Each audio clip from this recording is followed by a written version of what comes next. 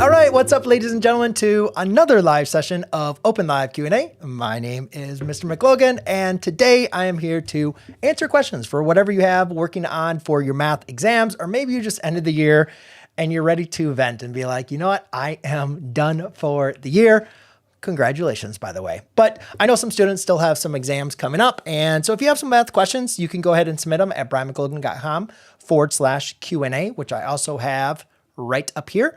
Or you can just go ahead and put any other questions that you have down inside the chat, and I'll be more than happy to answer as many questions as I possibly can. I was planning on going over some math questions today since I am doing the live stream a little bit earlier. I really love doing the later live streams, but ladies and gentlemen, it is just so hard for me to be able to confirm or decide when exactly I'm going to be able to do it each and every evening. So that's just part of my home life. I do apologize for having some inconsistency with it.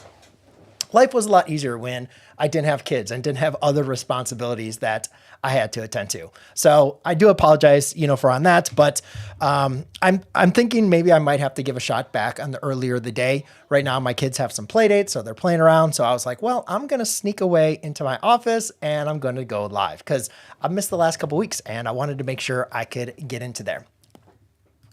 So, hey, Trey, good to have you on. USA, hey, good to have you on. Araf, so happy to be able to hear. Every single time I go live, it's like you must have those notifications on because you're always quick to respond. And I always appreciate you hopping on and always keeping me honest, especially with my math.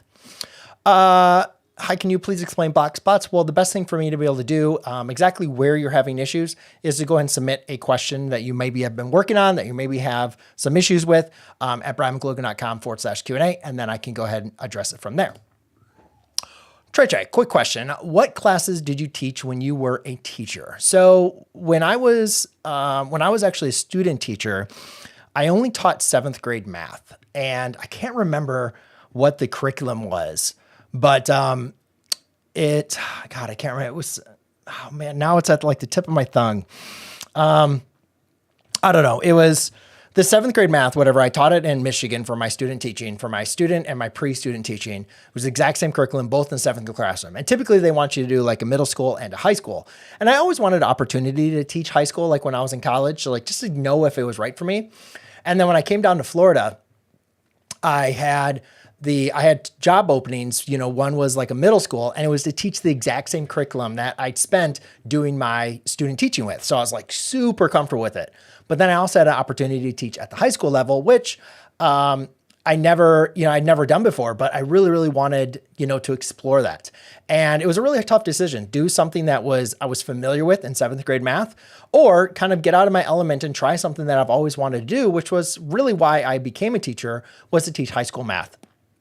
And I decided to teach high school math. I stayed at the same school for 14 years. And I first started teaching, I think, geometry. And then I got into Algebra 2. Then I got into Algebra 1. Then I taught pre-calculus as well as AP calculus. So I really kind of taught almost everything. And we had like a college prep advanced functions class that we taught. So I really taught like a wide spectrum. The only 2 classes I didn't teach that we offered was statistics. We had a ACE math, which is very similar to like the IB program. And then I also did not teach AP Calc BC. So I only taught the AB curriculum. But I taught those all throughout 14 years. Pre-calculus was the course I probably spent the most amount of time teaching. So that's why I'm usually a lot of my content that I'll post on YouTube, was from me teaching in the classroom in the pre-calculus, kind of setting. But I enjoyed all of them. I will say probably pre-calculus was my favorite, but also the one that kind of burned me out, when you're just teaching it over and over. And unfortunately, I stepped away from the classroom right before AP pre-calc came out. And I like the AP curriculum for calculus. I think I just love teaching. I'm not sure if I would have loved teaching AP pre-calc the same way, but I don't know. I never got actually an opportunity to teach it, so I guess we'll never know. Well, awesome. So happy to be able to help you out, and congrats. How old are you? I don't know why. This seems like a question that I used to get way back in the day when I used to do my live streams. So funny. So I am 41 years old. So I started teaching, I think when I was 23. back and from on there. So yeah, I'm 41. Why do you think Calc 2 is considered harder than Calc 3? So I never actually had to teach or take Calc 3, but I'll give you my kind of opinion from what I've heard from other students have gone through it. So, and a little bit of my perspective from at least Calc 1 to Calc 2. So when you're taking Calc 1, it's understanding that basics and the fundamentals of calculus, but also you are kind of required to remember or know the initial stuff from Algebra 2 and trigonometry, right? You got to have that fundamentals. And that's why typically a lot of students will struggle in calculus. It's not so much the calculus concepts, it's that they are weaker in some of the fundamental skills.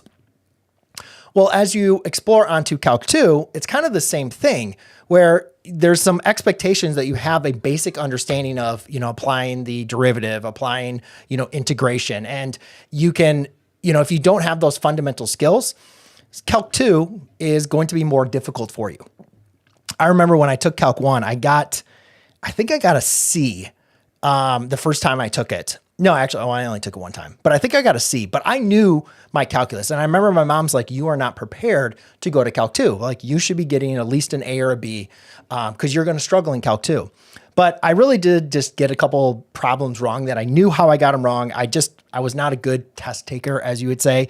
And I was like, I understand this I understand the content. I am okay with it. I just made some mistakes on this test. That's why my grade is lower. And I went into Calc 2 and I did perfectly fine. I think I did get a B in Calc 2. But I did have the fundamentals down, right? And so I think sometimes when we're going through Calc 2 and Calc 3, if you don't have those fundamentals, the content's going to be difficult for you. But once you get into Calc 3, again, you're still more applying those fundamental concepts from Calc 1. And I think once you've gone through Calc 1 and you've gone through Calc 2, you've just reinforced those initial skills that you need. And even though Calc 3 is more of that application, you have just a little bit more of the refined basics, in my opinion, that a lot of students will say, well, Calc 3 wasn't that bad. And the same thing, Calc 1 and Calc 2 aren't really that bad. It all comes down into knowing the fundamentals that you need for each of those courses. Anybody that's taking Calc 1 or Calc 1, Calc 2, and Calc 3, tell me if I'm completely off base in the comments. I'd actually like to hear your opinion because, again, I never took Calc 3. But from what I heard from students, that is very similar to what I just explained. But some of you might have a different perspective. I'd love to see it down below. Well, thanks, Khalid. I appreciate that. What is the point of mixed numbers? What is the point of mixed numbers if you're going to use improper fractions as you go in your math career? Random thought.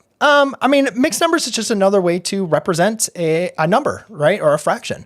It's breaking down the parts and the whole, right? So you have the whole, which is going to be your complete, you're taking apart from the fraction, you're taking apart the whole amount. And yeah, I think it's same kind of thing like degrees and radians, right? Sometimes we prefer using something in degrees. Sometimes we're going to prefer with radians. Mathematically, a lot of times we are going to be using radians, in calculus and pre-calculus over degrees. However, degrees has its own benefits, right? That we can use them for different circumstances. So the same thing I would say with like mixed numbers. We can think about like, oh, I have a gallon and a half, right? 1 and 1/2 gallons of milk, right? I'm not going to say I have 3/2 milk. That just doesn't, it's kind of weird. So they all have their place and there's some benefits and some negatives to either or. But yeah, for math purposes, I always prefer, and I would say that a lot of times it's going to be preferred just to keep things in improper fraction form. Ethan's Tech World. Oh, yeah, introduce antiderivatives and a lot of new things, whereas Calc 3 takes on what you learned in Calc 1 and 2. Built on that. Well, good. All right. Rowan, I'm going to be taking a math placement exam for college soon. Are there any concepts that stress more than others?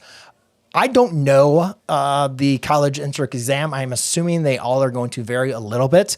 I would say if there's anything you want to focus on is just going to be algebraic concepts. That's algebraic concepts from Algebra 1, specifically from Algebra 2. I would just focus on algebraic concepts. So anything with, linear equations and polynomials and functions, exponents, rational expressions, a lot of those algebraic concepts I can imagine are going to show up on your college entrance exam. And I'm also assuming that they probably have some kind of prep material where they're at least telling you the topics or areas of focus that you should rely on. And then I would just dive deep into those and just go through it, keep yourself fresh on the content, and, best of luck. Hi, Mr. McLogan, a pre-service educator. What are some effective technology tools you have used? By the way, you look younger than 41. Thank you. Well, thank you, Peter. Pre-service educator, what are some effective technology tools you have used? So, one of my favorite things that I actually did, and again, I'm probably started now dating myself from being outside of the classroom. And that was the one thing I always never wanted to get out of the classroom for, is because I always wanted to be like in the know. Right. I always knew like what exactly is going on from that as far as that technology.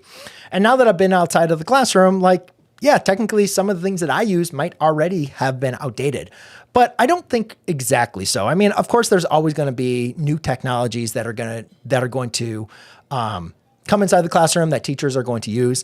I will say though, one of my favorite technologies, which is free, that you can use inside the classroom that gave my students multiple opportunities to understand the concepts which I was teaching, was using Desmos. And I don't remember what they were called, but you can I actually created some lessons. I'm actually going to go to Desmos right now and go over it. Actually, let me share my screen just so you guys can see. Because I created a lot of these. Let me see. See what these are. Let me see if I can pull them up though.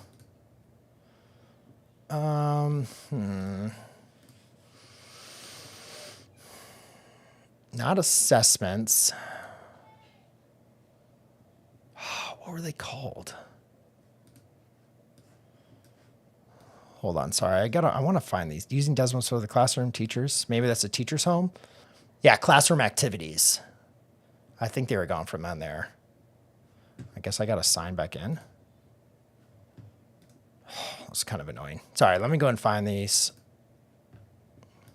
Because I created a whole bunch of them.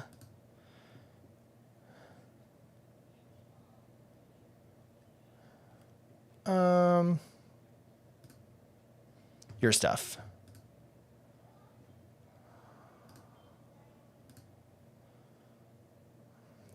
I thought, man, maybe I lost them all. I'm so sorry. Dang it. That stinks.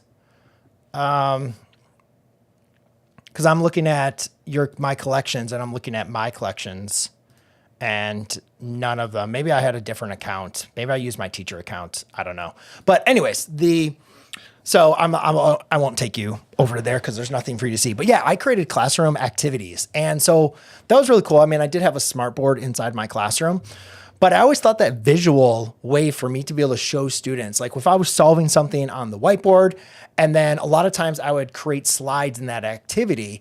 So students could always either follow along or as something they could dive deeper into. But I started using that in, I think, my last 2 years of the classroom. And when I created kind of like a slide presentation to kind of supplement what I was teaching inside the classroom, I think it just allowed students to be able to like see exactly, like, for instance, like transformations of functions, or when we're talking about the zeros of functions, and they could just visually see what's happening as we're going along things. And so it gave me a lot of motivation to kind of create things and understand things in a deeper level with mathematics, rather than just me selecting problems and teaching them to my students. So I would highly recommend looking into the Desmos activities, and you can create your own. Actually, hold on a second. Let me see. Maybe they weren't even activities. Let me just see. Desmos Labs? No, let me just go to Desmos. No, I did have activities though, and I would have everything saved, and you could look at different graphs, and then students would go from one graph to another and stuff like that. And it was really cool. Yeah, I had all these graphs saved. Dang, that stinks. I don't know where that went. Okay, well, anyways, I would highly recommend looking further into Desmos. I think GeoBra also has some things that you can work on, some visual stuff, but that was one of my favorite technology tools. And maybe if you wanted something a little bit different on that answer, then let me know.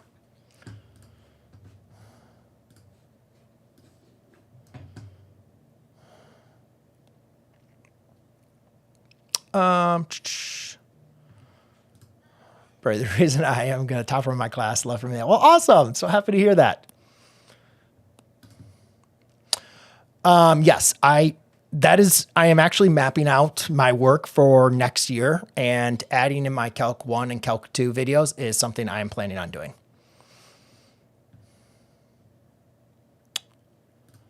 Oh, here's a response from Peter. I found Calc 1 and Calc 3 easier than Calc 2. The only thing about Calc 2 was difficult was series and sequences, trying to keep which series to use to determine convergence divergence. Hey, Malik. How do I revise calculus? I'm not sure what you mean, revise with calculus. Do you think if someone has algebra and trigonometry truly mastered, that they can get away with not taking pre-calculus? Don't learn it here, and that's been my observation. Would you say that's true? And I'm assuming what, not taking pre-calculus to go into a calculus series? That would be my question. And my other question is, when you say that you have algebra and trigonometry mastered, like what is the context from what trigonometry you have learned? I think it is very dependent on the person. I mean, a lot of people can learn things, like if they have a decent foundation of algebra and trigonometry, they can quickly pick up what they need to know if they were taking calculus. I would say for a lot of students, I don't advise that, because a lot of students need a little bit more time to have things cemented in their brain, and then also to see the variety that we teach in pre-calculus. Pre-calculus is not just like one chapter on trigonometry or the trigonometry you learn in, geometry class. It goes much more in advanced. So I think having that complexity is much more beneficial. However, based on where you're coming from, your mastery of algebra and trigonometry and your strength in just overall mathematics and learning, that might be enough, for you to be able to pick up what you need as I'm assuming, going through the calculus series. So it is really dependent on, student to student. So I'd never want to make a broad piece of advice on something like that. I'm taking my first 400 level class this spring, computer architecture. That's awesome. I'd actually, if I wasn't to become a teacher, being an architect would actually something I would have wanted to do. The foundations of a CPU, but man, it's a dense class. Right now we're building a single data path CPU. Well, that's very cool. And I was in computer architecture. Sorry. I didn't see the computer architecture. Was not looking into becoming a computer architect, but actually just a general architect was something I was interested in. I'm somewhat of a tutor, and I have a friend who wants me to teach him differential equations. Have any tips to teach with confusion? It doesn't matter what the topic is. I think whenever you are teaching something or tutoring somebody, just try to make as many opportunities for them to connect things that are simple, that they know. Right? So it's very important when you are teaching to continuously be asking questions. And so therefore you can understand, all right, what is the parts that you are understanding that I know that I can build off of, right? That's what we call, like in the education world, scaffolding. You always want to find that common ground, something that you're like, okay, I understand this. Now let's build up to that. So as you're working, with them and they're getting confused, or they're like, I don't understand this. And that's the great thing. I always tell students whenever I would do a tutoring, I'm like, I'm going to be teaching something. Or if I'm going to explain a concept, if you don't understand this or you want me to re-explain it, you need to stop me. I don't want to assume you know something. So if I'm going to go on like a little rant or go over something, I always want to make sure, all right, you need to make sure you're completely understanding this and going through it. And then sometimes I might, press them with some questions to verify that they still are actually understanding what I want them to understand. They're not just nodding along and being like, yeah, I get that. So, and whenever they get confused or they stop, they're like, I don't fully understand. All right, back up. Let's back up a couple steps. Let's try to make sure we have a concept solidified, and then let's build back up. And it's kind of this kind of dance, this back and forth that you're going to want to take. Why did you start content creation? Well, back in 2010, I thought it'd be a great idea for me just to record videos that I made inside the classroom so that my students could go home and watch them if they needed to, if they missed class or whatever may be the case. And again, you really need to understand in the context of 2010, that was not a thing as it was, today. Like people would go on YouTube, but it wasn't really looked upon as a learning opportunity or a learning platform. And so I just started making videos on YouTube, and then it turned into, every couple lessons I would record a video to like I was recording every single time I was in front of the classroom. But I always try to make my videos short. I didn't want to make my videos long. One, because I have like ADD in the sense of like I could never watch something that's like that long and I would just zone out. And then two, it really was a live experience. Like obviously if you've ever been inside of a classroom, like the teacher's not talking for all like 90 minutes or 45, 55 minutes, whatever may be the case, right? There's things that are changing, and I didn't want to make like longer videos. So I literally, any single time a student would ask a question or a problem needed to be saying, I would just walk to my camera, hit record, walk up to the board. And that's how you see, if you actually look at those videos, there's probably like a good 5 seconds in the beginning of the video where I like walk up to the board, and then there's 5 seconds at the end of the video where I'm walking away. And that's literally me just hitting on and off. And if you actually, I'll give you a quick little tidbit. One time, or a funny little story. One time I think I've told it on the live stream, but I doubt any of you were on that live stream. It was a long time ago. But so I would literally sometimes record anywhere between 20 and 40 videos a day. I was like obsessed about recording videos. And so anyways, I had to take them from the SD card or my camera, right? And I wouldn't use my personal computer. I would use the computers in the school just to bring in the SD card, upload it on videos, and I'd upload on YouTube while I was at school after the day was done. And a couple times I forgot to delete them off of the hard drive.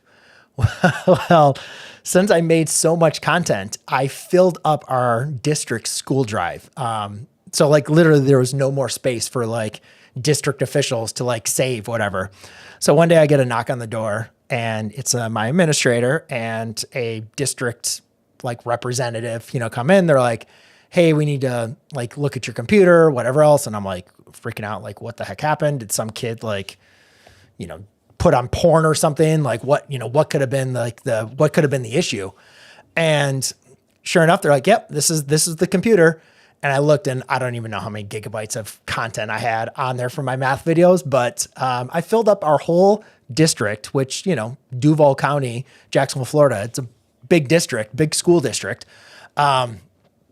I filled up all the storage with my math videos. So I deleted them, and I got warned, hey, don't do this again. Don't use your computer. And I said, okay, fine. And then I just used my personal laptop from then on. But it was always kind of a funny story. I created so much content that I literally filled up my district's storage space.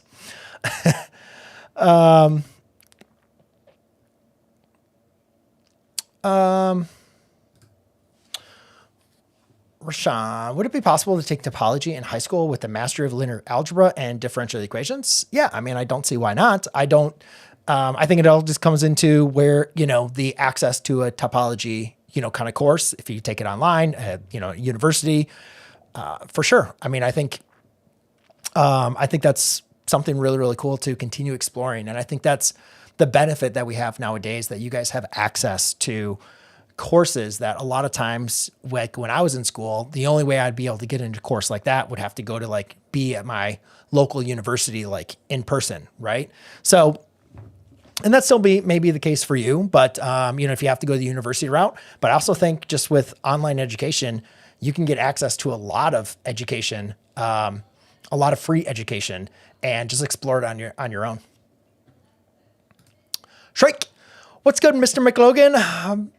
Been bringing a ton of your videos for my college pre-calc final tomorrow. Awesome. Oh, been binging. Yes. A ton of your videos for my college pre-calc final tomorrow. Awesome. Best of luck. Also submitted a question I've been struggling with just now. All right. I will get to some of those questions in just a bit. And I'll try to see how many questions I can help you out, but we'll see. Yo, please, can you show me how to solve inverse trig functions by graphing the triangle? I don't know how to solve it after graphing. Submit your question to brianmclogan.com/Q&A so I can take a look at what you're doing, and that'll help me out. Sir, I'm only awake only because of you. Love from many. Well, thank you, Dev. I very much appreciate that. And best of, and hello from all the way on the other side of the world. Oh my God, it must have been a ton of content. The video resolution. Yes, it was. Yeah, the video resolution was a lot lower too as well.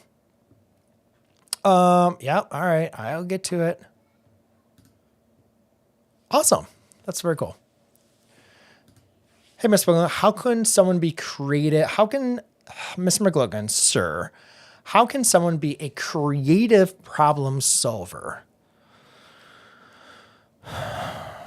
I'm not sure exactly what you're looking for when you mean a creative problem solver, but when I look at somebody that it just goes through the creative process, they have a lot to go off of. And what I mean by that, or if we were to rephrase your question of Ms. McLogan, how can I be a better problem solver, or I can solve word problems like better?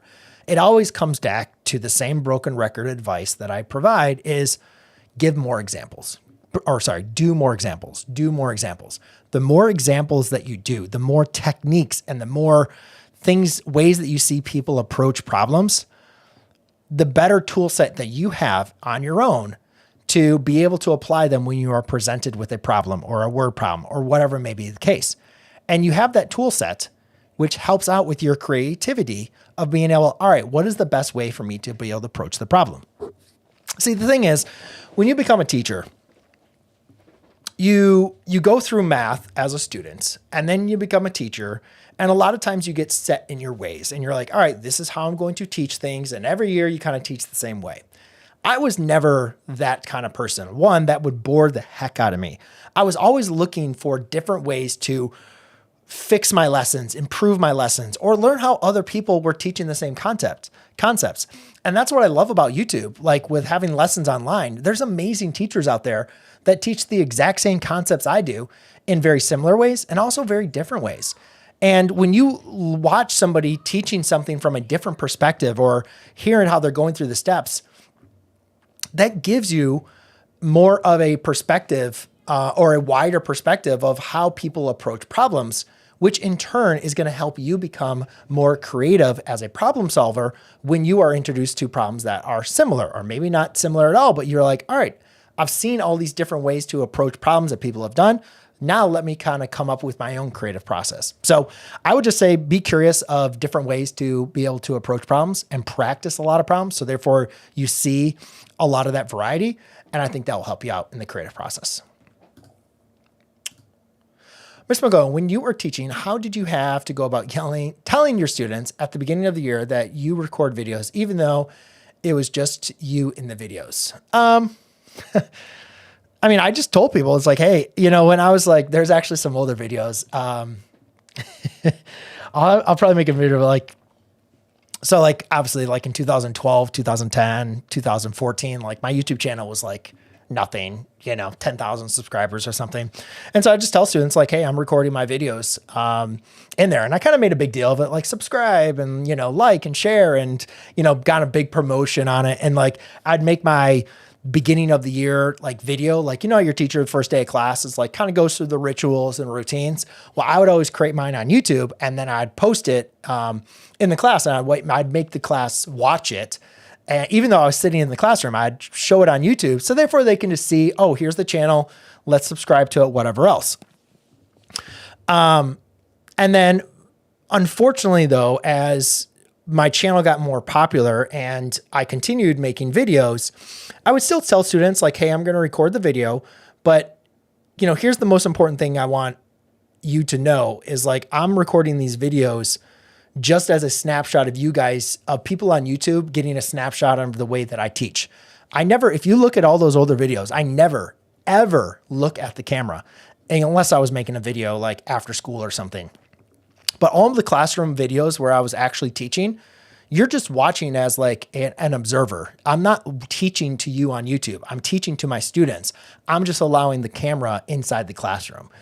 And so I always try to make that point to my students. They're always advised to raise their hand and ask questions. And like, nobody could see who they were or who was asking the questions.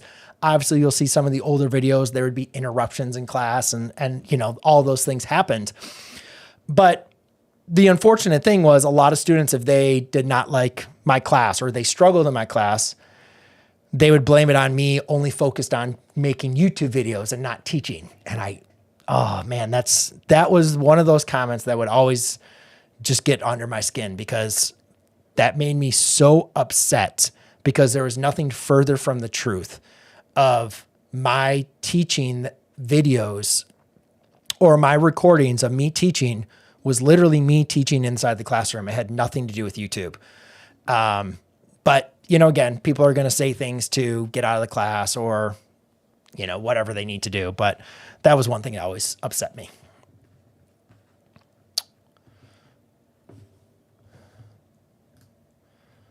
Not a question, but I need to say that my teacher puts angles of a polygon on the sides of the polygon. That's kind of weird.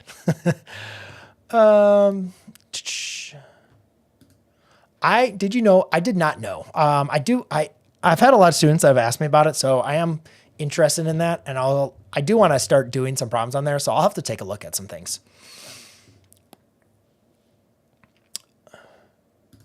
How can students email you questions to solve? If it's not sending it to you, what's the approximate reply time?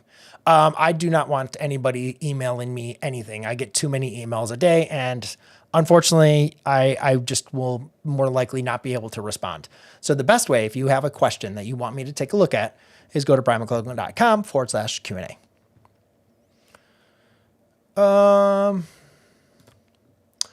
Any good resources for making up problems for assessments? I find it hard sometimes, because when I try to create one myself from scratch and I solve it myself, I'm like, wait, this is not what I wanted.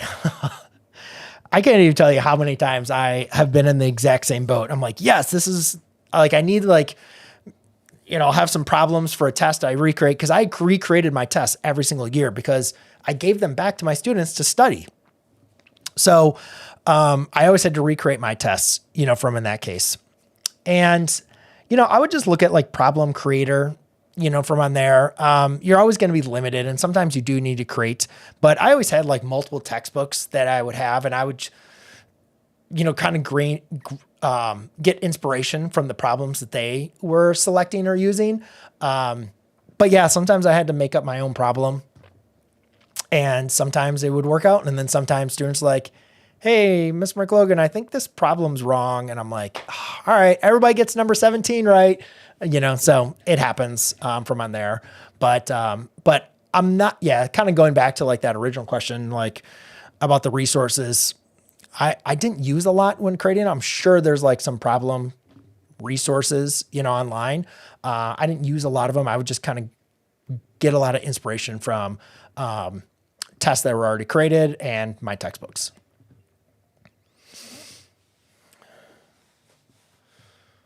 Well, hey, Jack, good to have you on. Try Bros. I hope I'm going to start opening up my tab, and let's see if you submitted your question. If you submitted your question, then I will try to do my best. And it doesn't look like you submitted your question. So let's see what I got here.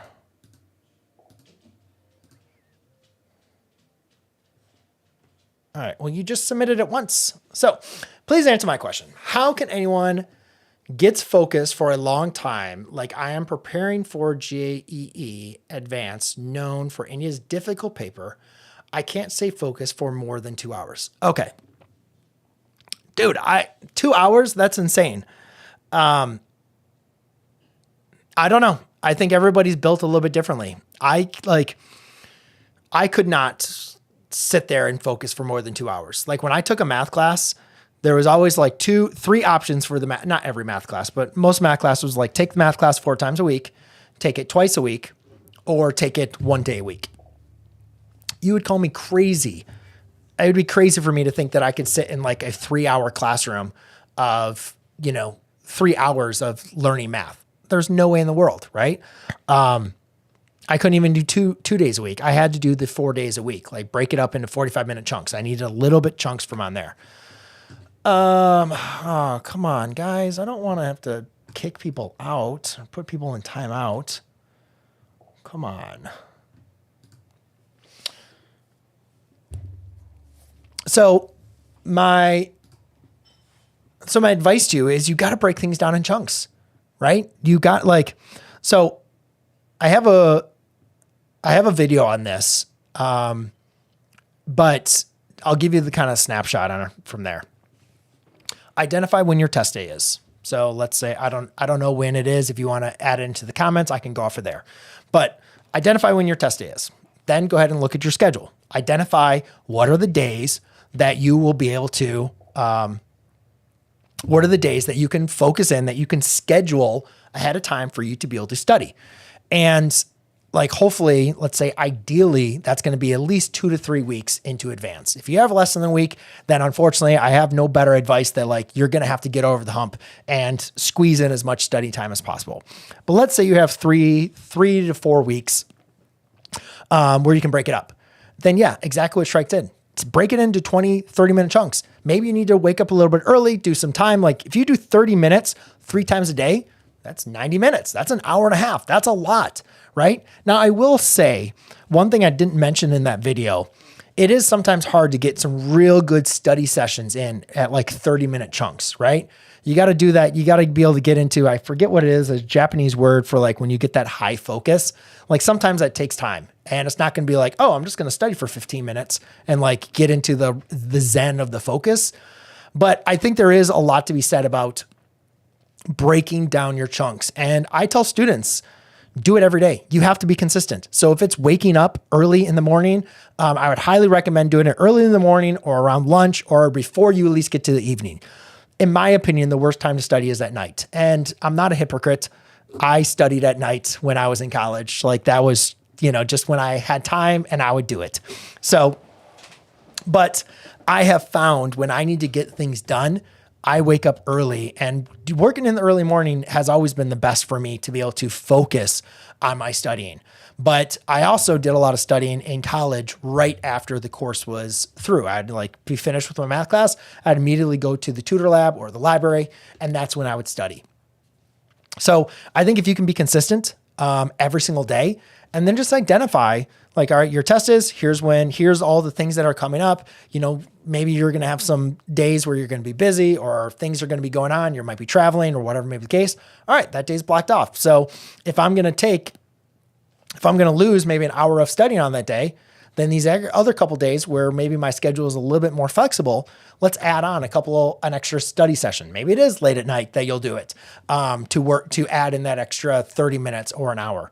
But to give you the question on focus, I would offer 2 other things for you. So 1, being consistent, and yeah, break it up into smaller chunks. Like you're normal. Like you can focus for 30, 45 minutes or 20 minutes, then that's the time that you're going to do it. I think the other things that you can do is change up your, where you do your work. A lot of times I work on my couch. A lot of times I work on my dining room table. Sometimes I come into my office. So I always find a different setting where I'm going to be able to focus, because if I'm doing the same thing over and over in the same environment, I lose my ability to focus there. I always want to do something else, right? If I'm in my office, I'm like, this kind of reminds me of YouTube. Then I start going on YouTube and like, let me swap out some thumbnails and do some YouTube work. No, you got to prep for my math videos, right? So find some things where you're not distracted by i.e. phones or your computer, and change up your environments, right? I think that can be very helpful for you as far as getting that focus dialed in.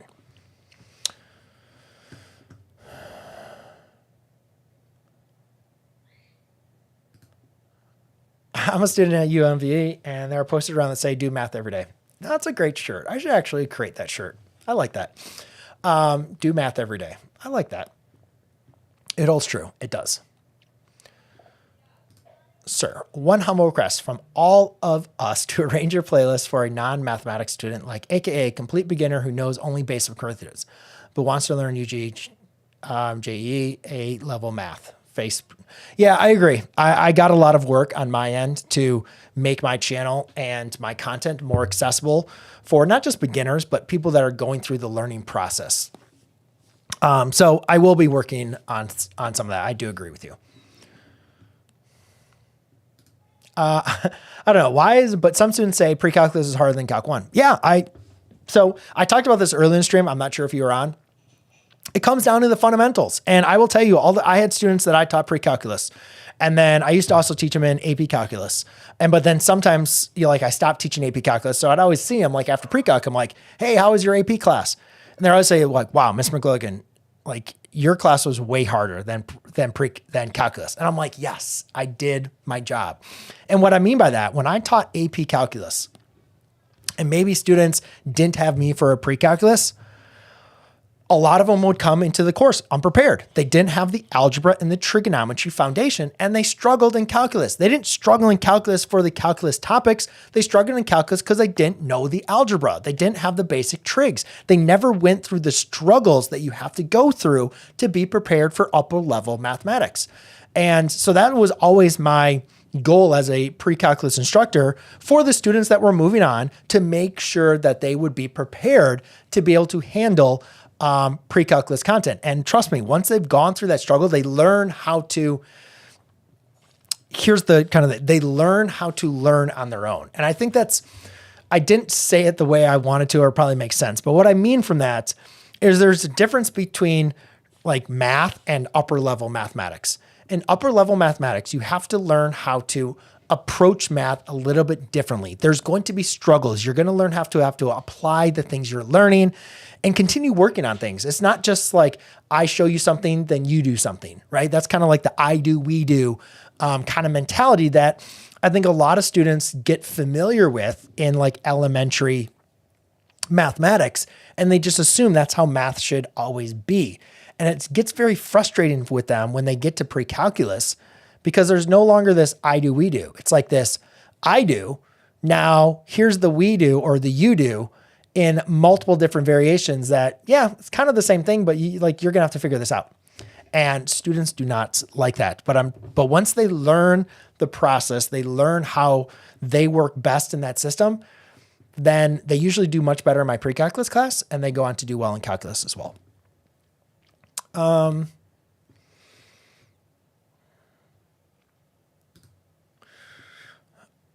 How do you know when to complete the square versus quadratic factorization or quadratic formula? Also, is there a difference in application between quadratic factorization and the quadratic formula? I mean, yeah, there's a difference in the application. When you're just, I'm not sure what you mean by difference in the application. But here's the way I look at, quadratic formula factoring and quadratic formula. And I have a video on this too, where I compare them and I talk about this. On my channel, I think it's like quadratic formula versus factoring versus completing the square. But in my opinion, I always look to factoring first. Always look to factoring. And the more factoring problems you do, the easier it is for you to identify if something is going to be factorable or not. And then typically, if it's not factorable, I immediately just go to quadratic formula. You will see sometimes I will as long as the middle term is a even integer, sometimes I will do the completing the square, but more often than not, unless it has really big numbers, I will prefer using the quadratic formula. But yeah, sometimes if there's big numbers, I might prefer to use the completing the square from there. So I wouldn't say there's a rigid, do this and then use this formula each and every time. But I will say when the middle term is odd, I don't really like using completing the square. It adds in fractions, which gives you more opportunities for mistakes. When the numbers are really big, I don't love using the quadratic formula because again, big numbers, more opportunities to make mistakes. But I always do factoring first, always.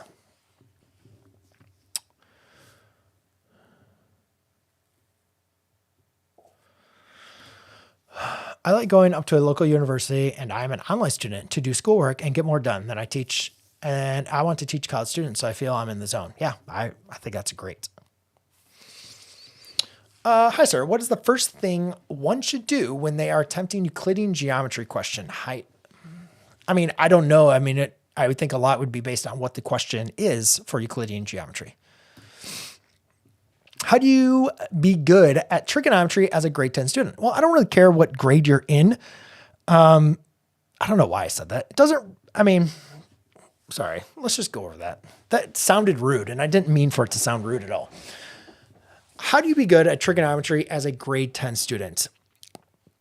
I think for any student to be successful in trigonometry is to understand the foundation of your 6 basic functions with a triangle. So sine, cosine, and tangent, and then obviously the reciprocal functions from there. But I think it's also important to have an understanding of what exactly is sine, cosine, tangent. And, you know, to be honest with you, I never really understood sine, cosine, and tangent until like years into I was teaching it, which just kind of sounds crazy. And like, of course, some people are like, oh yeah, sine's opposite over hypotenuse, cosine adjacent over hypotenuse, tangent opposite over adjacent. And yeah, that's correct. But like if you were to say, explain that then to somebody like that's in 5th grade, right? I would be like, I don't have a way to like explain that except it's opposite over hypotenuse. And then, yeah, I was actually watching somebody teach it or explain it. They made all the sense to me. It's like the sine of an angle, right, is equal to is basically asking us is how big is the opposite side compared to the hypotenuse, because we know the hypotenuse is always the largest side. So basically the sine is relative to an angle is a comparison of how big is the opposite compared to the hypotenuse. And a cosine is comparing the adjacent side to the hypotenuse, and tangent is a comparison of the opposite over the adjacent. And that just like blew my, I'm like, oh, it makes all the sense. This is actually such a basic concept to understand. Nobody ever explained it to me that way as a comparison of sides. Like I just always just referred to SOHCAHTOA, right? Memorize SOHCAHTOA. That's going to be in your test. Okay. And that's the way I kind of taught it. Like nobody ever, even through all my years of college, nobody kind of explained it in that sense. And it just made all the sense to me in the world. It can be. I would typically say most students, I would say, have an easier time with Algebra 2 than pre-calculus. But yeah, I would, some people just brains work a little bit differently for different courses, and they're like, things just kind of come together. And I think it also depends on the instructor. Unfortunately, a lot of times that if they can make the content relatable and seamless, some students just relate with different instructors differently, and doesn't necessarily mean that you are the problem or the teacher is the problem. It's human behavior, I think, in my opinion, that we just relate or connect with different people in a different way. So sometimes we just maybe might enjoy a course, and therefore it's going to be easier for us. Or the teacher just explains things in a manner that we understand and we enjoy it. Am I that behind? No. Huh. Oh. I'm trying to look at my chat. I don't know why it's not showing up. Okay. Oh, there it is. Okay.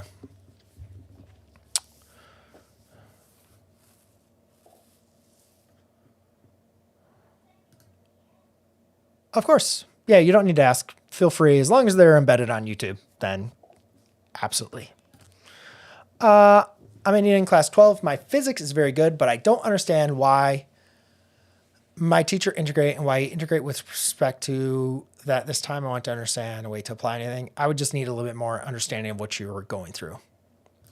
Hi, how do you find the slope of the y-intercept of a line if its equation is x equals -3? So if it's x equals -3, that means for whatever y values, x is always equal to -3. So therefore, it's not going to have a y. It's not going to intersect the y-axis, and the slope is going to be undefined.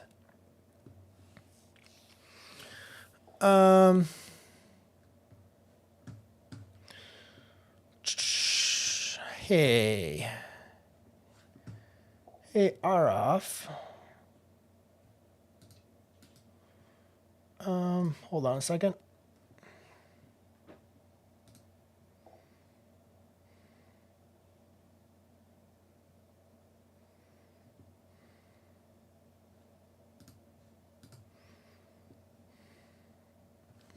There you go, Araf. Thank you so much for joining in. This by no means means you need to show up on every single one of my live streams. I have had multiple people taking this role, but if you are variable and you are on, I am now allowing you opportunity to take some control. So, yeah, the best thing for you would be to submit a question at brianmclogan.com/Q&A.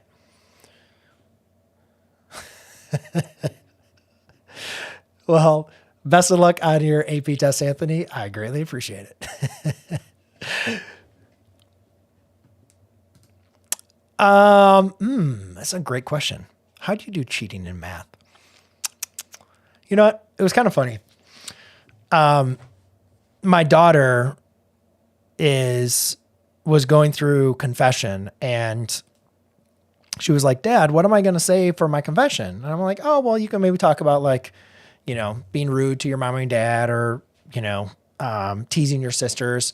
I'm like, or cheating on your spelling test. And she's like, oh, I've already said something like that on a confession. I'm like, oh, okay, great. She's like, Dad, have you ever cheated on a test? And I said, yeah, I actually do remember. She's in second grade. I was like, actually, I do remember this vividly. In third grade, I cheated on my spelling test because I wasn't prepared to knowing the words. And I do remember vividly doing that. So being honest and candidly, I do remember cheating on that test. I don't remember how I cheated. I think I put the spelling words in like a shoebox to the side of my desk, and I just stared at them. But I got caught.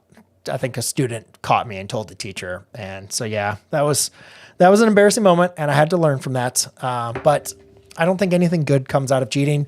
I always told students, there's always opportunities for me to cheat. And of course, every year I caught cheating, and I didn't accept students to cheat.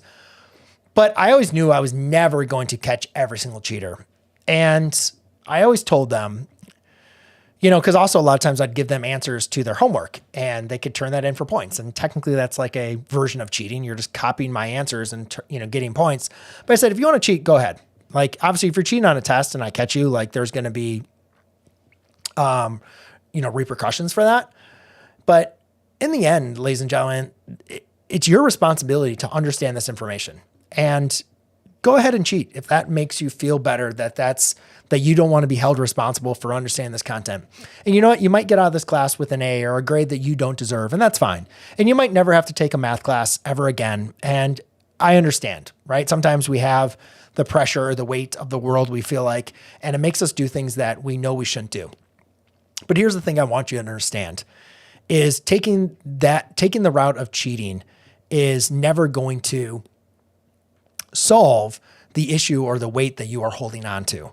You have to be able to face those struggles and that fear that you have. Because the thing is, the rubber's eventually going to meet the road. You're eventually going to either get caught, or what you've been avoiding and been trying to overcome with your cheating is eventually going to catch up to you. That might be now, if I catch you cheating. It might be in a week. It might be 5 years down the road. But here's the one thing I can tell you. I don't know when it's going to happen. I can only tell you it's going to happen. And for any of you that have ever cheated in your life, and maybe you felt good, like it's kind of like shoplifting. Like you can get away with it. Shoplift once, maybe they won't know. The camera's on. You shoplift again, maybe they won't catch up. But I guarantee you, if you continue to shoplift from the same store over and over again, little by little, it's going to catch up to you. You're going to get caught. And so you're just playing with fire if you're going down that route. It's not the answer. It's not the solution. So, figure out what you need to do to face the struggles you're having, and don't settle on the easy way out. All right, talked about that. Okay. What trigonometries are worth learning? I would definitely make sure you know your Pythagorean identities. Make sure you know your reciprocal and your quotient identities. Those, in my opinion, are the ones that are used the most often. I wouldn't focus too much on remembering or knowing like cofunction, even, odd. Like they're all helpful, and like they get students a lot of times confused, but the ones you're going to encounter the most, the reciprocal, quotient, and Pythagorean identities. Or like same thing like sum and difference and even odd. or not even odd, product sum, or double angle and half angle. Sir, how do you feel about utilizing ChatGPT as a math tutor to help us students with math? Thanks, advance. I mean, ChatGPT and AI is only going to get better. And I still use it. I don't use it every day. I probably should use it more than I do. In terms of math, I feel like it's there, but it's not 100% there. And I just also don't feel like it's ever going to fully replace the human interaction or replacement that humans can do from on there. But I think as far as a guide and as someone to provide some help, like I think it's extremely powerful and definitely should be a part of your study process or learning process. But, sometimes like when I'll maybe like create a problem and I'm like, I'm not liking the problems I selected, or I need some more inspiration. So maybe I'll go and ChatGPT, like, hey, give me some problems, whatever else. And it seems like it'll maybe like out of ranking it, it'd probably be like an 8 out of 10. Like it gives me some good problems, like got me out of my box, which I was thinking, but then I'm looking for like a little bit, something else, more variety or something else I need. And it doesn't have the output yet. And maybe that will come. Maybe we'll get so good that it can almost replace the teaching model of a content or subject. But I think there's just a lot more input we need to give to it to be able to get there. And teaching is such a variety of way that we approach teaching or learning something. As I mentioned to somebody earlier, when they're asking like, tutoring, it's a give and take, right? You got to have a lot of that conversations. And I know you can have the conversations with ChatGPT and AI now. But I think a lot of times without having the inputs, like a teacher knows exactly what questions to ask to be able to assess that. And I wouldn't say it's never out of the realm for ChatGPT to like learn this information and know how to construct where you need to go. I don't think it's there yet, but I would definitely recommend continue using it.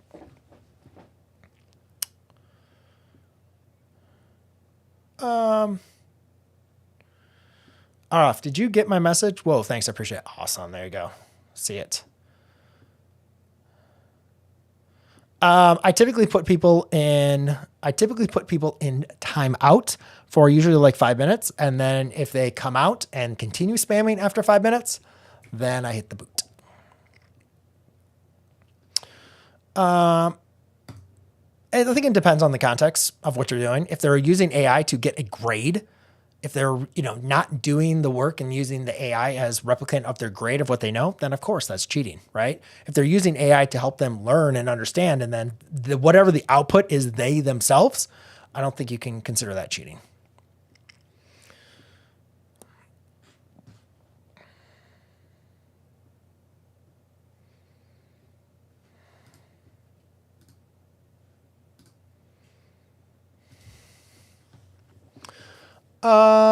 What do you think would be the best thing I can do today? I'd go back through all of your tests, review all of your tests, maybe redo some of the problems you got right. Sometimes the problems you got wrong. And, maybe your teacher gave you a study guide, maybe do a couple problems just to refresh things. But I think if you just go through all your tests, maybe do a quick review of your notes. I always told students to take all their notes, combine them onto like a couple sheets of paper. So it was something easy, quick to review. You don't have time for that now. I would just refresh myself through all the problems that I did on my tests and quizzes. And then just maybe do a quick little refresher of your notes as well. And just get a good night's rest. Maybe take some, I don't think I should recommend supplements, but one thing I have been taking recently is like a magnesium supplement. And it really helps calm my brain when I need to go to bed, because sometimes I'll get in like my YouTube mode where my brain starts racing because I'm thinking about like a YouTube video or something I want to do and I can't fall asleep. But if I take some magnesium, that does help me calm down those thoughts and my racing brain and the anxiety that sometimes comes along with things.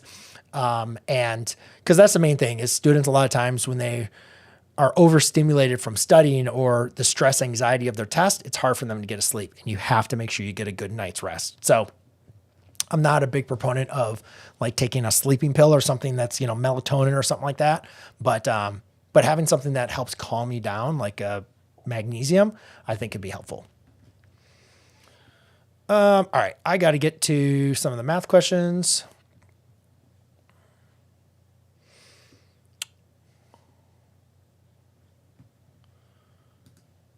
I would just have a conversation with your teacher, kind of see, or your professor, and kind of see, where are some things that I need? I think you can overcome them. I was weak with math when I entered to become a math teacher, and my guidance counselor was like, you are not our typical person that goes in to be a math instructor. They're in calculus already, and you're in college algebra.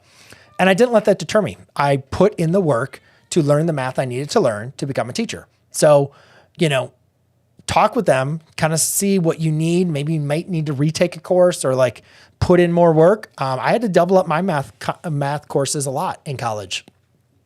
And that was to overcome those initial struggles. So I don't want you to believe that you can't do things just because you're not like everybody else that's taking electrical engineering. Don't believe that for a second. But you are going to probably have to overcome some of those challenges that you're in and have that build up that foundation. I mean, Dev, I've mentioned it. I mean, I don't know much about it. I've never taken it or practiced any of those questions.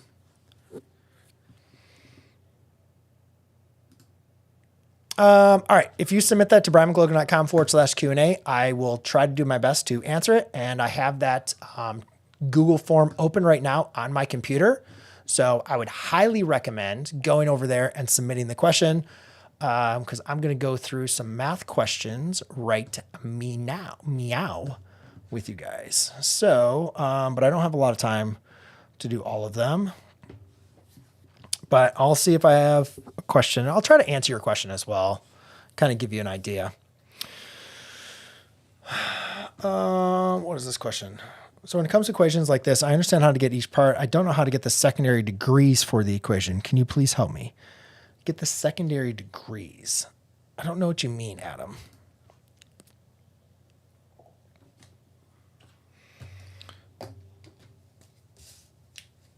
Let me just look.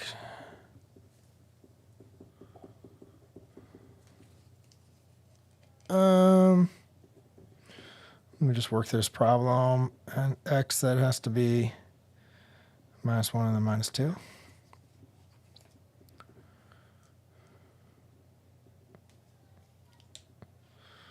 All right, let's just go through this and then I usually don't like doing problems where I haven't gone through it, but let's give this one a shot.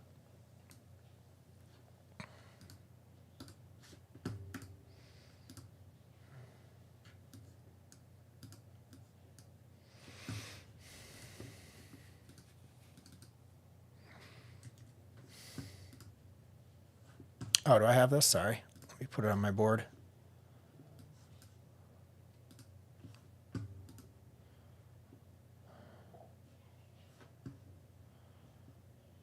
Come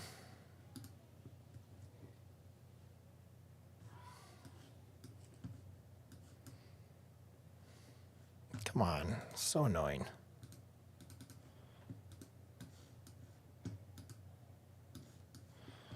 Dude. Move it.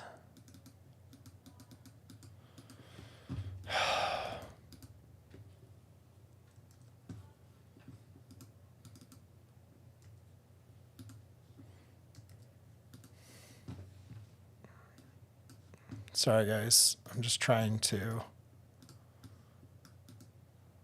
I don't know why it's giving me a hard time.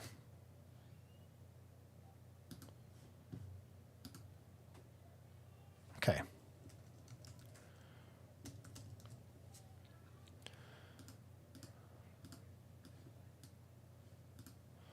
There we go. All right.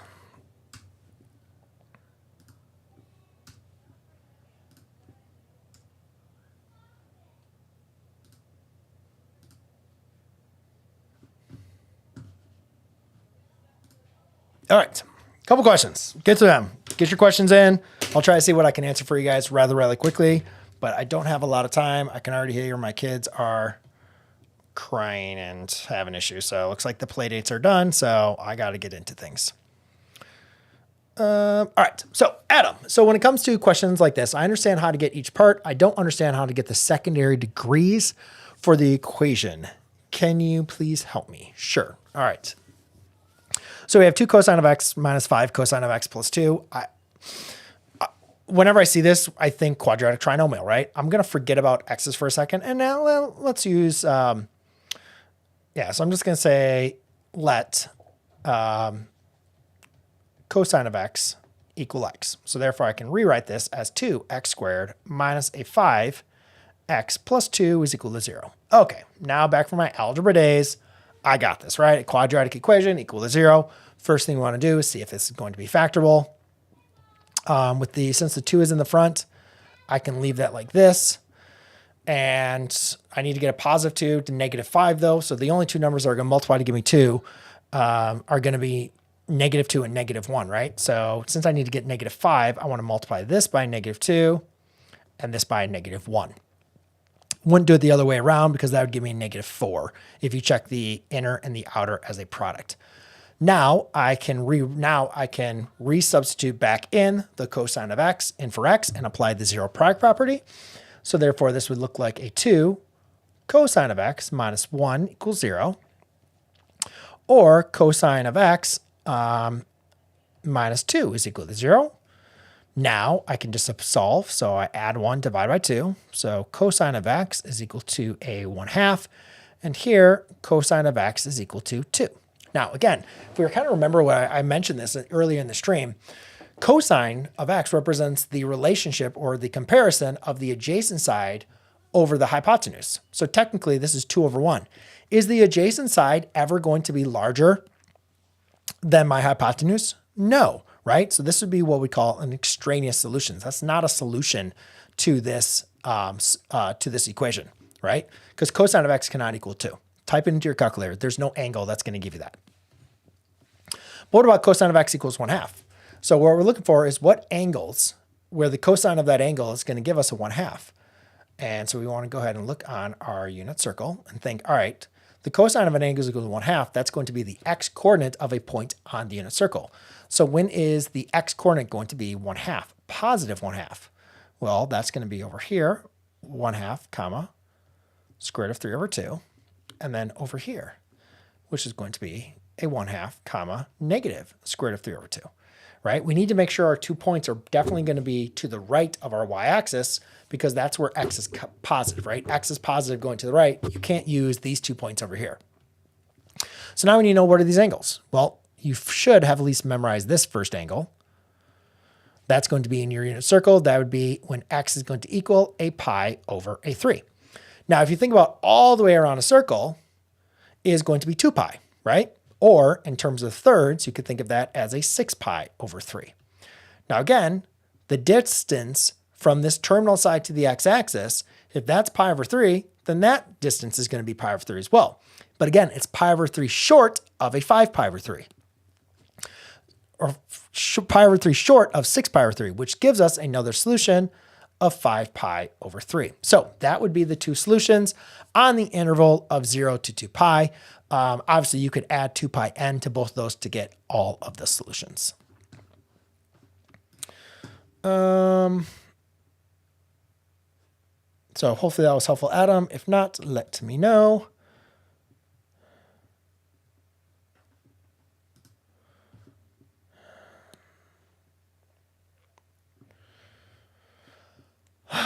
I'm sure I'll have to look at these questions. That's more than just simple one question. Apologize for the function.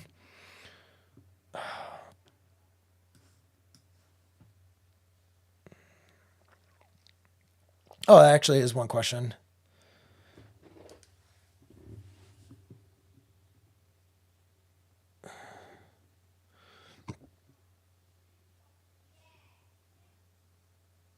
Has no vertical intercept. I'd want to spend a little bit more time from on there. The domain is all real numbers. That sounds true. Horizontal asymptote. That doesn't seem true.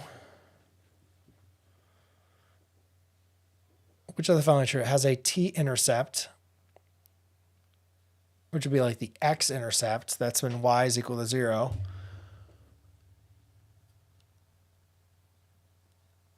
has no vertical intercept. I guess it probably, well, now that's when it'd be equal to 0. So it could have, I'd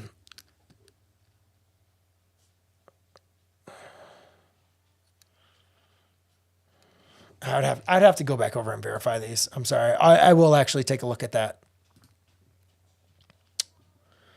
All right. That was, I'm assuming it. I know I had some other questions that came in.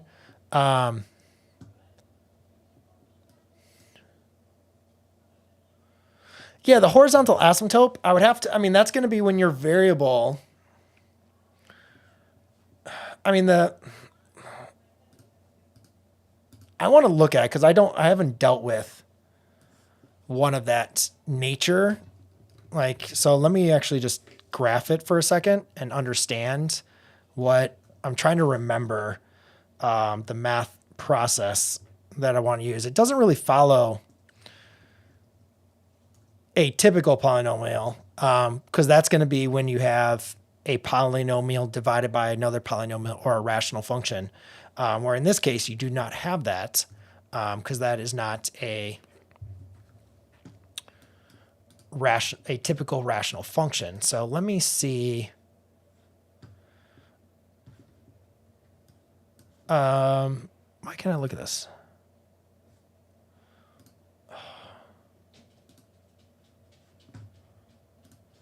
And I'll show you what I'm doing here in a second. All right, I'll just rewrite this as 8t plus 27.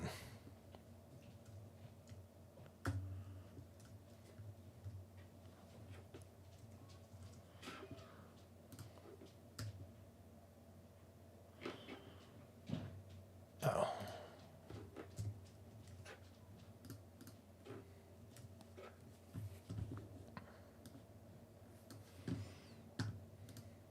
There you go. So you can see my screen now. And it does not have a horizontal asymptote from on there. So it doesn't go back through the normal, like it doesn't have the same rational function rules that we use for horizontal asymptotes because the denominator is not a polynomial. But I don't think I've ever gone through teaching, so I'm not sure how to explain it, but that's definitely not true. The domain is not defined for all real numbers, because you can definitely have 0 in the denominator. So A is not true. B is not true. T-intercept is 1/3 0. That works. It does not have has no vertical asymptote. No, that's not true. So I'd go with the answer is C on your point. So, all right, guys. Yeah, it's another question. I'll probably make a big video of it, but I don't think it's really worth going through, showing you guys all on the stream back from there. But all right, guys. Well, hopefully this channel was helpful for you, or this live stream, and I will let you guys know next week. Hope you guys have a great best of luck on those of you that are taking your exams, and I'll see you guys next week. Cheers.